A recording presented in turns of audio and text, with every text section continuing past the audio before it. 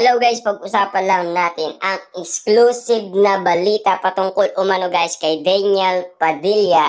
Fans solid pa rin, maagang pumila para sa mall show ng aktor. Ang sabi nga naman kasi guys, no? Maagang pumila kahit na sarado pa daw ang mall. Grabe nga naman guys, ang mga solid fans ni Daniel Padilla. Ganon din guys, 'di ba yung nangyari sa Mindoro, kahit na guys yung nangyari sa Davao City at lalong-lalo na guys yung nangyari sa Leyte at yung nangyari sa Pasay.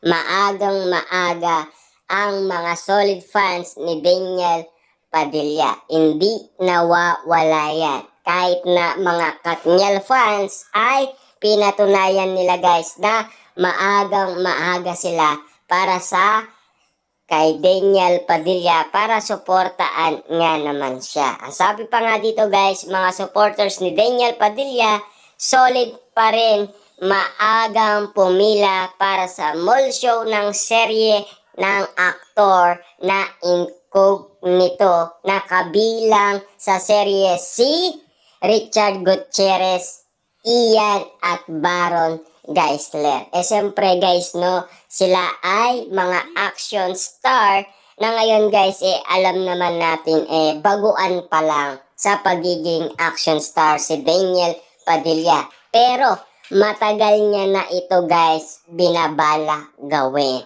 Pero kasi guys, iba kasi ang nakalaan kay Daniel Padilla nung siya ay pumasok bilang artista. Baka hindi nyo alam guys ha, unang kalab team ni Daniel Padilla si Julia Montes bago si Catherine Bernardo. Kasi si Daniel Padilla guys ay uminto sa pagiging artista kasi bumalik siya sa kanyang pag-aaral. Pero nung kailangan nila guys ng pera, bumalik si Daniel Padilla sa pagiging artista. Nag-audition siya at siya ang napiling i-partner kay Catherine Bernardo. Katulad ni Robin Padilla guys, si Robin kasi guys ay edad 13 years old at siyempre kontrabida ang naging roles niya at karakter niya sa mga pinikulang ginawa niya. Dahil alam naman natin guys, magaling na magaling si Robin Padilla nung siya ay nag-uumpisa pa lamang. Ang sabi pa dito guys ng iba, sa kabila ng mga isyu at pambabas ng natatanggap, nanatili pa rin solid ang fans ni Daniel Padilla sa pagpapadama ng kanilang suporta sa upcoming serye ng aktor. Siyempre guys, no, si Daniel Padilla guys, hindi pwedeng mawalan niya ng solid fans. Katulad na lang guys ni Robin Padilla. Si Robin Padilla nga guys, nakulong na, di ba? Pero marami pa rin siyang solid na fans, di ba? Kaya nga guys, ginawa niya yung baby ama at ari ng Zelda. Diba? Kita nyo naman guys, no? Robin Padilla ay sikat na sikat hanggang ngayon. Diba? Kahit na marami silang pinagdaanan na pagsubok. Lalong-lalo na guys, ang ama ni Daniel Padilla na si Romel Padilla. Hanggang ngayon guys, marami pa rin silang tagahanga. Kaya nga naman guys, nanatili pa rin ang mga solid fans ni Daniel Padilla, hindi nawawala yan guys. Basta't merong concert si Daniel Padilla, nandoon din lahat sila. Nakasuporta kay Daniel Padilla. Hindi ka ba nagtataka na sinasabi ng iba sa kabila ng mga issue at pambabas na natanggap, nanatili pa rin solid ang fans ni Daniel Padilla sa pagpapadama ng kanilang suporta sa upcoming serye ni Daniel Padilla. Na alam naman natin guys, todo bigay si Daniel Padilla sa kanyang karakter.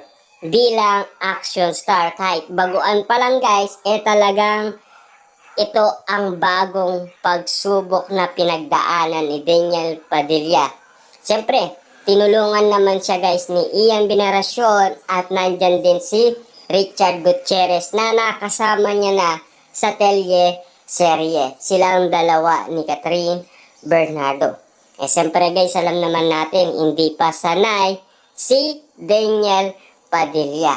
Pero alam naman natin guys, masasanay na rin siya dahil solo artist na lang siya ngayon guys, di ba?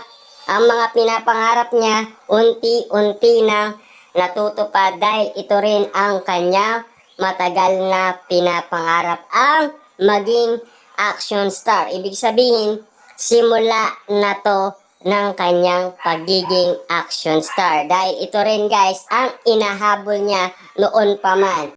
Kita nyo naman siguro guys, no? Matagal nang nanahimik si Daniel Padilla. Pero hanggang ngayon, marami pa rin guys, solid na fans si Daniel Padilla at marami pa rin guys nagtitiwala sa kanya. Kahit na marami na ang nangyari at marami pa rin guys ang nambabas sa kanya dahil sa nangyari umano guys kay Catherine Bernardo at Daniel Padilla. Kahit na guys yung Hello, Love Again na merong kissing scene ay yun pa rin guys ay kinumpara kay Daniel Padilla na bakit daw hindi nangyari sa kanya yung ginawa umano guys ni Catherine Bernardo sa pinikulang Hello, Love Again. Nakitang-kita naman natin guys, no? Sarado pa ang nasabing mall, nakapila na at maagang maaga na ang mga solid fans ni Daniel Padilla na andang suportaan siya guys saan man siya pumunta. Diba? Kita nyo naman guys, Mindoro, Davao City, lahat nandoon ang mga solid fans ni Daniel Padilla. Hindi nga naman sila nawawala, di ba? Kasi parte sila ng buhay ni Daniel Padilla, di ba? Siyempre guys, solid na solid fans yata yan. Kaya nga naman guys, kahit na anong gawin guys na pambabatikos na natatanggap, nananatili pa rin solid fans ni Daniel Padilla sa pagpapadama sa kanilang